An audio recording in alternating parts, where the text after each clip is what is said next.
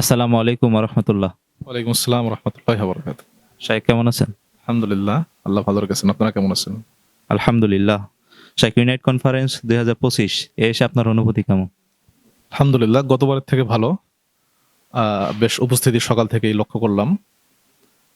গতবার সকাল দিকে উপস্থিতি কম ছিল, এবার একদম সকাল থেকে মোটামুটি হাউসফুল। আলহামদুলিল্লাহ, বেশ ভালো। যুবক ভাইরা উচ্ছ্বসিত এবং তারা স্বতঃস্ফূর্ত অংশগ্রহণ করছেন। ইউনাইট টিভি এগিয়ে যাচ্ছে মনে হচ্ছে, আলহামদুলিল্লাহ। আলহামদুলিল্লাহ। দর্শক, ইউনাইট টিভিতে আপনার নিয়মিত আলোচনা শুনতে চাচ্ছে, এ বিষয়ে আপনার অভিমত কি? খুবই ভালো। আসলে শুধু আলোচনা ধর্মী নয়, বরং বর্তমান যে সময় বর্ণাঢ্য আয়োজন দরকার, একটু ভেরিয়েশন দরকার।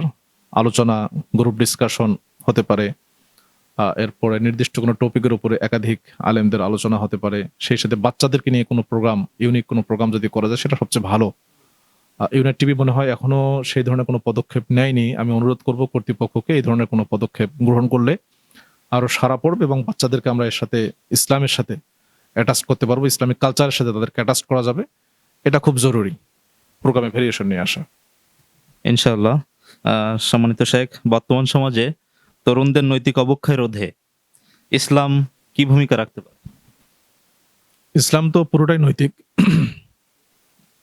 ইসলাম পুরোটাই নৈতিক, আর ইসলাম বহির্ভূত যা আছে সেটার কিছু নৈতিকতা থাকলেও এর ফলাফল হলো অনৈতিক আর কি। যেমনটা আল্লাহ তাআলা বলছেন, ফামাযা বা'দাল হাক্কি ইল্লা দালাল। হক তথা ইসলামের পরে বাকি যা আছে সবগুলোই হলো ভ্রান্তি, বিনাশ ছাড়া আর কিছুই নয়। এবং আমরা সেটাও দেখছি যে মানুষ ইসলাম বাদ দিয়ে অন্য যে কোনো উপায়েই নৈতিক অনৈতিকতাকে রোধ করতে চায়, সেটা ফলাফল দিচ্ছে না। মাদকের বিরুদ্ধে র্যালি করা হচ্ছে, মিছিল হচ্ছে, মানববন্ধন হচ্ছে, কিন্তু মাদক কি কমছে? কমছে না।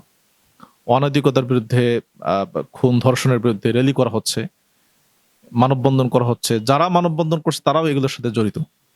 আসলে এভাবে হবে না। ইসলামের দিকে মানুষকে ফিরে আসতে হবে। ইসলামই হলো মানবতার বিশ্ব শান্তির সর্বশেষ ঠিকানা। এজন্য এখানে ফিরে আসলেই প্রকৃত শান্তি বজায় হবে এবং প্রকৃত শান্তি প্রতিষ্ঠা হবে ইনশাআল্লাহ।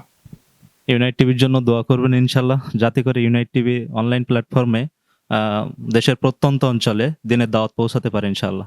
আল্লাহ কবুল করুক, ইউনাইট টিভিকে আরো সামনের দিকে এগিয়ে যাক, বৃহত্তর পরিসরে ইউনাইট টিভি কাজ করুক, সেই প্রত্যাশা ব্যক্ত করে আল্লাহ তাআলা কবুল করুক। জাযাকুমুল্লাহু খায়রান। আসসালামু আলাইকুম রহমতুল্লাহ। ওয়ালাইকুম আসসালাম রহমতুল্লাহ।